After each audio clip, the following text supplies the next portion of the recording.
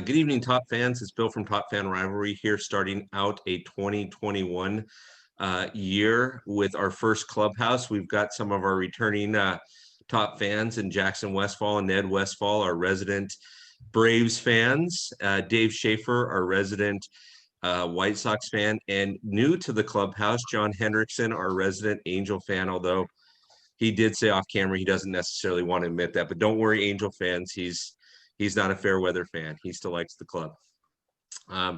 That being said, there's so much to talk about in the last couple of days and couple of weeks since we've had this. And we're going to start out with Jackson. And Jackson, tell me what you think about your team. There's been a lot going on in the National League East, so let's talk. It's all you. I mean, it's still the Braves division to lose. Amen. I just don't see the Phillies and the Mets having the pitching depth. They don't have the prospect depth. They can throw money at the problem, but there's not a lot of good free agent pitchers out there you can really throw money at. But going back to my team, the Braves, still looking for that corner outfielder. Things just seem to kind of stall with Ozuna, so they're just kind of sitting pat, I guess, trying to feel it out. But they just need that big bat.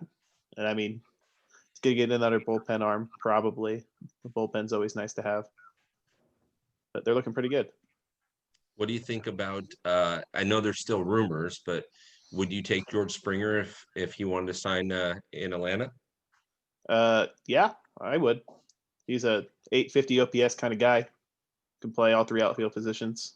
Can hit anywhere from first to fifth in the lineup, which I think is a big plus. He's got some speed, got a good arm. Does he have to bring his trash can with him, or will you take him without the trash can? He was good without the trash can. I think he'll be fine. Perfect.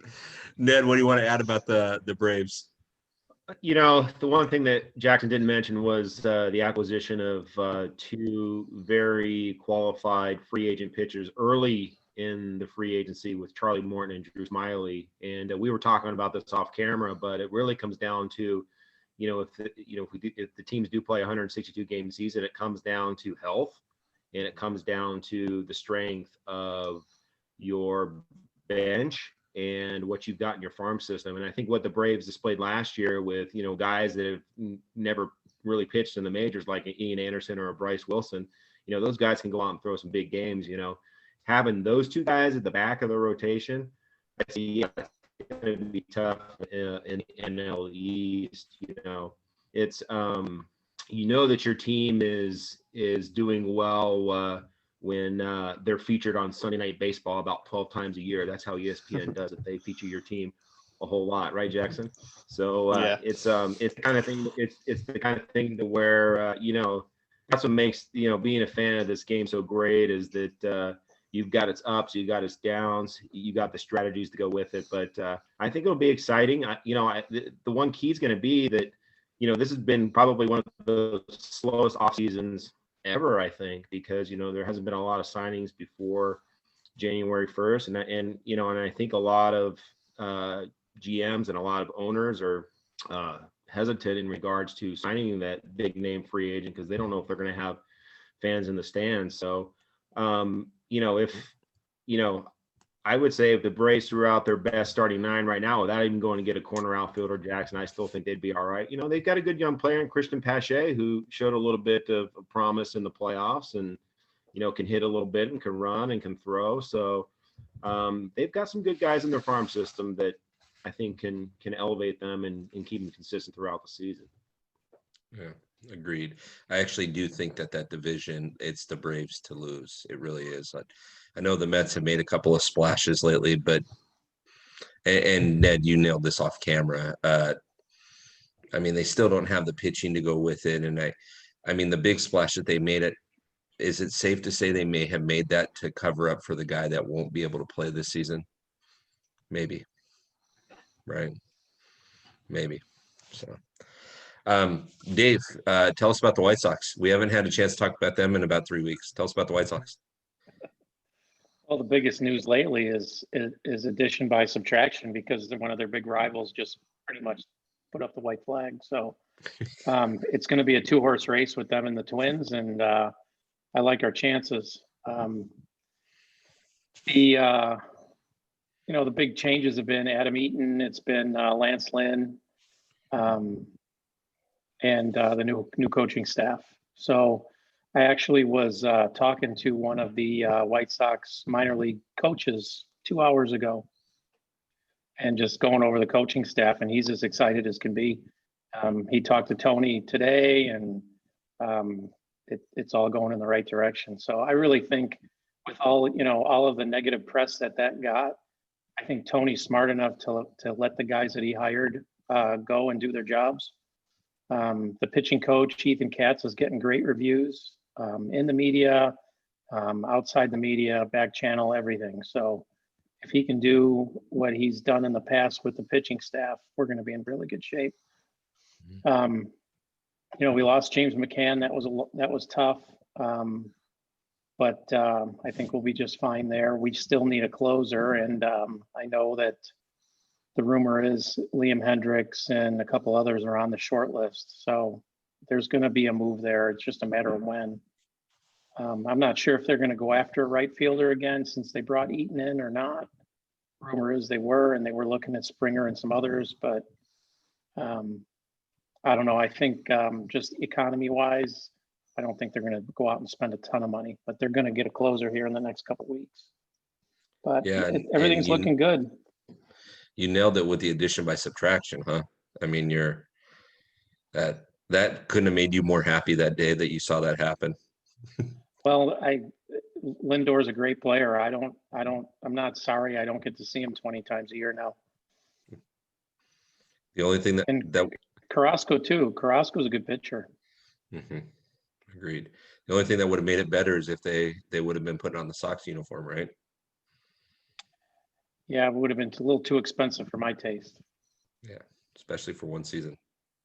Yeah, I think we're in good shape the way we are. I mean, we're not terribly different than where the Braves are sitting right now. I mean, I like what we've got. I don't know that we need to do a whole lot. We need a closer.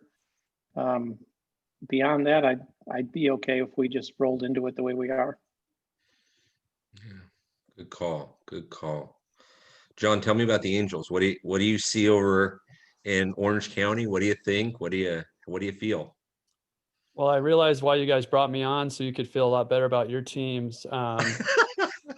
So I appreciate that. To be the resident lower bottom of the tier totem pole guy. So thank you for bringing me on. It's funny to guys talk about the Mets and they don't have pitching. You forgot there was an Angels fan in the forum. So if the Mets don't have pitching, the Angels don't have, any sort of pitching, which is obviously our weak spot for many years now.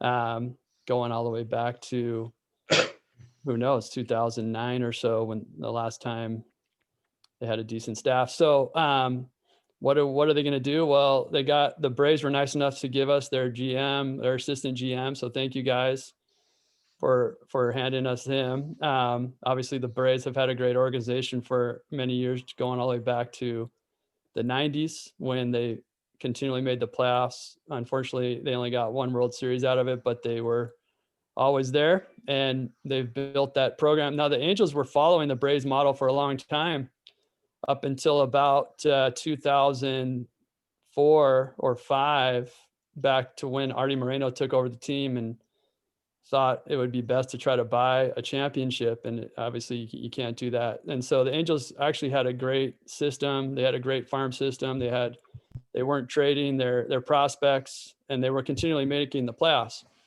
But they got trapped with we just need one big right-handed hitter.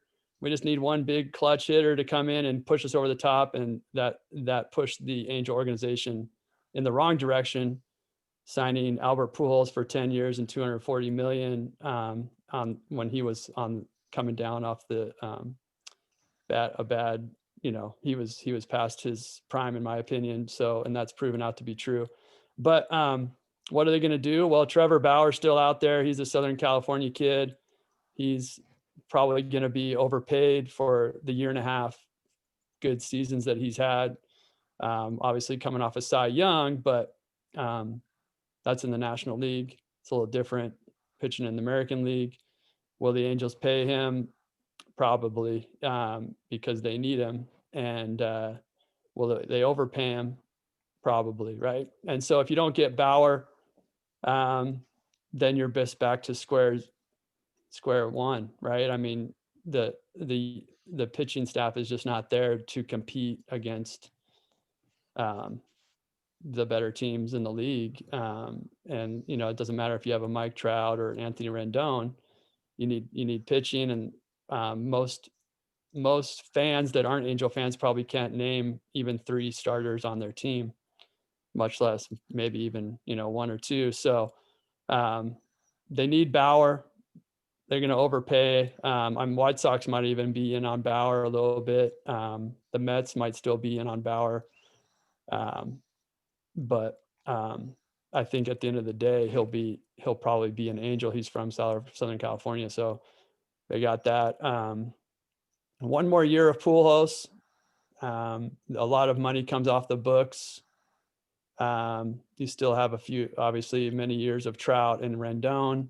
So we need Perry to come in and just rebuild the farm system, and at the same time try to compete. That's the problem, is that they have Mike Trout and they're trying to compete with Mike Trout in his prime, while at the same time building the farm system. Really hard to do.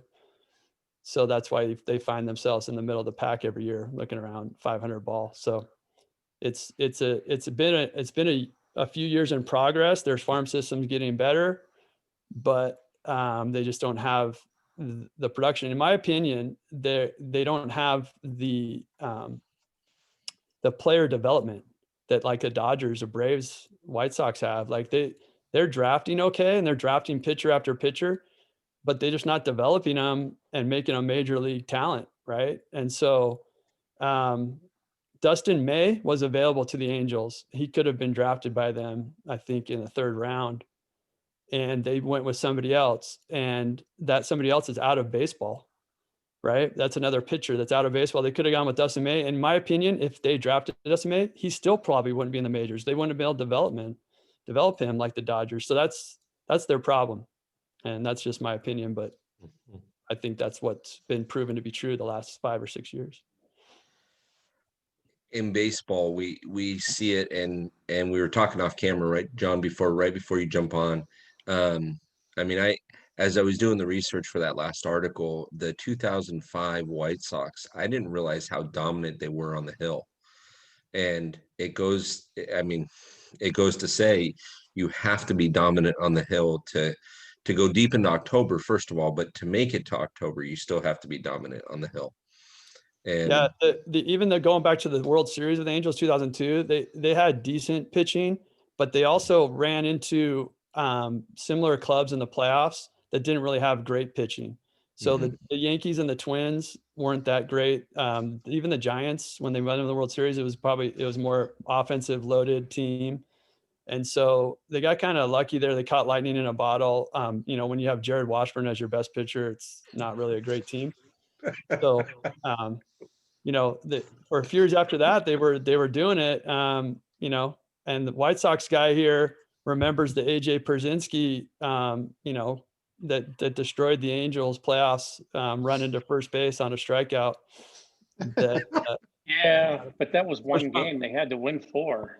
Yeah, but I mean, that just was a huge momentum for the Angels. Like they cried about that for a couple more games and just never got over the hump, and led to the White Sox definitely beating them in that series, and basically started a spiral for the Angels from that point. In my opinion, they had the most wins in the league at one point, and then got swept by the Royals, I think, back in whenever the Royals won the World Series. Was that 2014 or something?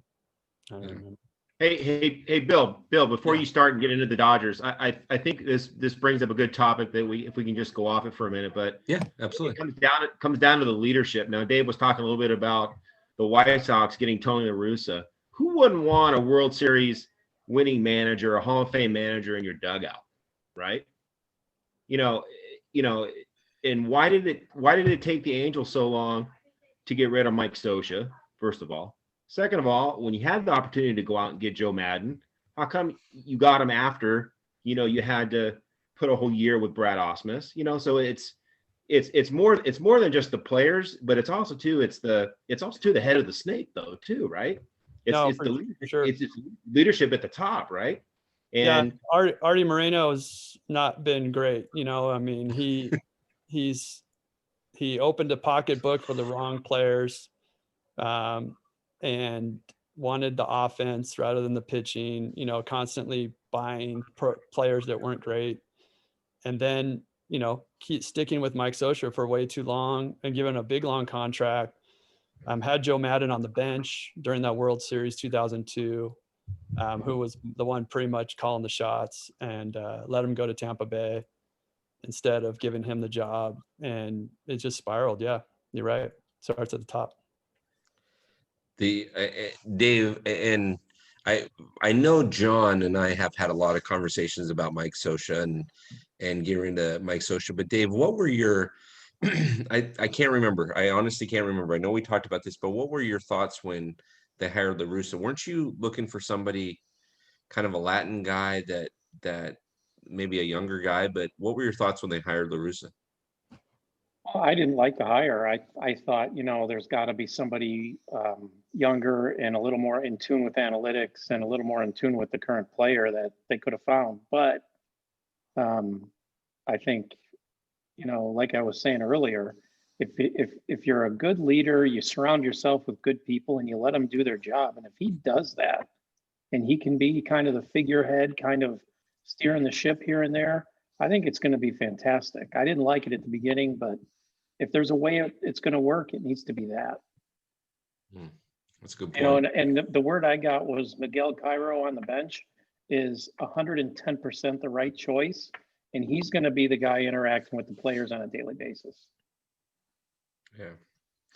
Yeah, and Ned, you bring up a great point too. It's got to start with the leadership. It really has to start with the leadership, because if you have a bad manager, and you know, you see this in other sports, right? And not as much in baseball, where guys kind of rebel. But Dave, I don't know if you remember the Andy Murray days with the Kings, but that group of guys hated them so bad. And in hockey, if you start a fight at the end of the game, your coach will get fined $10,000. And if you get an instigator, and the Kings started 5 of them in the last 5 minutes of the game to get Andy Murray fired. It cost him $50,000 just to show up to work one day. And so you don't see that as much in baseball as you do in hockey, but you're right. The leadership has to be there. You know, for the Dodgers, they have Dave Roberts, and I'm happy with where that's at. And Joe Madden, I like Joe Madden in Anaheim. I think it was a little too late. But you bring up a good point, Ned. You bring up an awesome point. If you don't have the right leadership in the dugout, doesn't matter what talent you have on the team. I mean, if guys hate coming to work every day. Yeah, the question will be is if Joe Madden stays out of his own way and it doesn't try to be the smartest guy in the room all the time with his kind of crazy managerial style. He wore out his welcome on the north side. I know that. Who's his bench coach right now in Anaheim? I can't remember. I'm not even sure. I don't even know. You want to look that up for me? We got Jackson, folks. So let's turn to Jackson. Because Dave, like you said, I mean, you know, you look at all these teams that have won championships, and you know the Dodgers have Bob Guerin, right? He's the bench coach in LA, right? You know, he's a former big league manager, and you know really knows the game and connects with the players. Who do you got there, Jackson? All right, according to Angels.com, it is Mike Gallego. Oh, Mike Gallego. Okay, yeah, the former infielder for the Oakland Athletics. That's right. Yep. He's a good baseball guy. They got Jose Molina as their catching coach. Well, what do you know? Yeah, so Dave, you bring up a great point. You know, Joe Madden could be his own worst enemy. I mean, if he, you know, like you said, if he tries to be the smartest guy in the room and doesn't let other guys make decisions about that, then the Angels are going to continue to be what they are. You know, and us that live in Orange County are going to continue to be frustrated with what we watch every night, right? Mm-hmm. That is correct. Go ahead, Dave. He was famous on the north side for just unconventional style and the players having pajama parties and all this kind of crazy stuff. And who knows? It'll be interesting to see what happens. All I want to see is I want to see a manager come in that knows how to play the game right. And it doesn't matter if I'm going old school here, but it doesn't matter if it's Reggie Jackson at the plate. Lay one down if you need to. Right? Whatever happened to the hit and run, whatever happened to the sacrifice bunt, right? Forget going long ball every at bat. That's the kind of manager. And in the Angels case, and the Mets case, like we've been talking about, you're going to need some little ball along the way, right? You're going to need to manufacture some runs. The Angels arguably have 2 first ballot Hall of Famers in their lineup right now in Pujols and Trout. Both of those guys, when their careers end, they're both first ballot Hall of Famers, no question. And Rendon is working his way towards Hall of Fame caliber. That's the problem. Is the analytics, and they might not have the personnel to follow old school baseball. Similar to the Dodgers, the last few years, they don't do much bunting or hitting and run, but they have a lot of home run hitters. And so the Angels, I don't know, they don't have the speed, or they're not really built that way, which sometimes is unfortunate. Yeah. It I got to tell you, John, I was like jumping off my couch when Austin Barnes laid down that bunt in the World Series. I looked at Amber and I'm like, God bless America, old school baseball. Woohoo! I think there were two bunts, sacrifice bunch in the World Series. So and both of them were. The Braves needed more of that when they're up 3-1. They needed to do something to push them over to beat the Dodgers, right? Nah, the Braves did fine. They did exactly what they needed to do. Just to close out the Joe Madden thought, I just want to point out that he really, really tried to lose Game 7 in Cleveland, and Jason Hayward and the players bailed him out. And he's also the guy that thought it was a good idea to put Kyle Schwarber in his leadoff. Yeah. The rain delay helped Joe Madden. It did. It absolutely did. Well, we're about a half hour into this, boys. So let's kind of go around the horn and talk about one or two things that we might want to mention, and then of course we want to make a tribute to something that happened this last week. But as far as the Dodgers are concerned, we haven't done much. JT is still out there. Let's see what happens with him. And let's be honest, if we can get Nolan Arenado, JT can play in Toronto, I guess. But we'll see how that works out. So let's go around the horn. Jackson, what are you looking for before you start spring training for your club? What would be just dynamic? You got 30 seconds, go. Healthy Mike Soroka. If he can pitch, I think the Braves will be perfectly fine. His 1 year healthy, he looked fantastic. He was looking pretty good until his Achilles just left him. But he's the old school type of pitcher, ground balls. He just throws that nice 2-seamer down and away, gets a lot of weak contact. So I don't think his injury will affect him too much. He doesn't need to power off his foot as much. He's really good at not walking guys. But I think that's the Braves' biggest thing. If he's healthy, they'll roll, because they got Freed, they got Morton, they got Smiley to pitch up behind him. That's a good 1 through 4 punch, and you can throw Ian Anderson at the back of that rotation as a 5. It's pretty solid. It's very solid. Ned, what do you think? 30 seconds. I'm going to go with a healthy Ozzie Albies at second base. I mean, we saw what he did towards the end of the LCS. I mean, he was finally healthy. This last season, he played hurt. So, I mean, he's a legitimate 30-30 guy. And this guy stands about 5'2" and weighs probably about 100 pounds, but he can smack the ball about 400 feet. He's kind of the spark plug for that lineup behind Acuna. Having those two guys at 1-2, and then Freeman, I wouldn't, that's a pretty tough top third of the lineup. And you could also move Albies up and down the lineup. So Jackson, I think he's kind of a key to the season as well, because he's also a guy that you can hit leadoff. He's a guy you can hit sixth. He's a guy you can even hit cleanup if you wanted to behind Freeman, depending on what type of, streak he's on. So, it's, I think a healthy Ozzie Albies plus his defense, which I think goes, gets overlooked at times because of his bat, I've never seen a guy that short have a vertical that high. Yeah, I mean, he's an incredible, and he's one of these young kids that's got a lot of enthusiasm, and I think we need to see a lot more enthusiasm in the game, Bill. That's just more kind of a global thing, but enthusiasm in the game. John, tell me you're not thinking about David Eckstein right now. Yeah, that's what the Angels need. A guy like that for sure. They do. They have David Fletcher. He's very similar.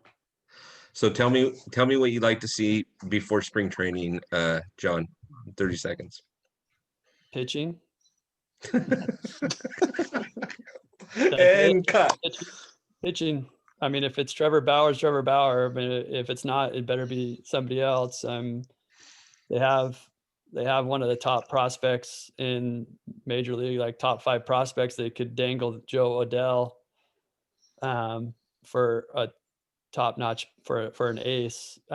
Maybe somebody's looking to do that. I don't know if they would. I know the Rays had a chance with the Rays with Snell, but I don't know if there's anybody out there like that. But as of now, I think their best bet is Trevor Bauer. Trevor Bauer. Yeah. Okay. Dave, what would you like to see happen before spring training? Aside from getting a closer, I'd like to see him bring in somebody like Yadi Molina and have him be like the second bench coach and be the backup catcher. I think that would be fantastic if the Cardinals leave him hanging out there. And just between him and the new pitching coach, if we can pitch with the guys we have, it'll be a really good season. There's still I know Nick Madrigal was hurt late last year, so we want to get him back healthy. And I think there's so many young guys that are still on the right part of the trajectory and getting better. If we harness some of that, it can be a really, really good season. Agreed. I hope the Dodgers answer both second baseman and third baseman. So are we bringing back JT or are we bringing somebody else in? Is Gavin Lux our second baseman?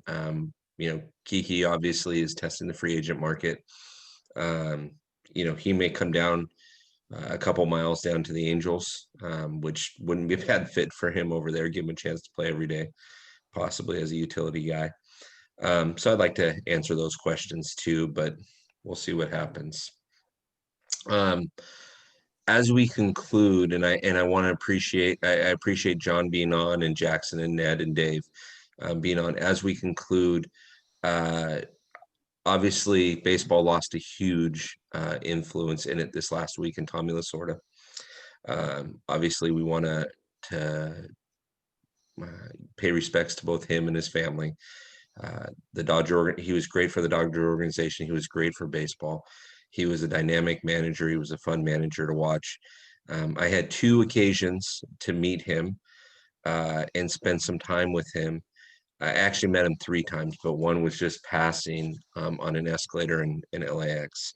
And both times I actually had a chance to interact with him. He was a phenomenal individual. So to the Lasorda family, we do want to pay our respects.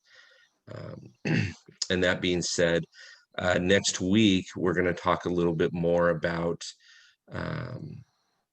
some of the top seasons based on our teams.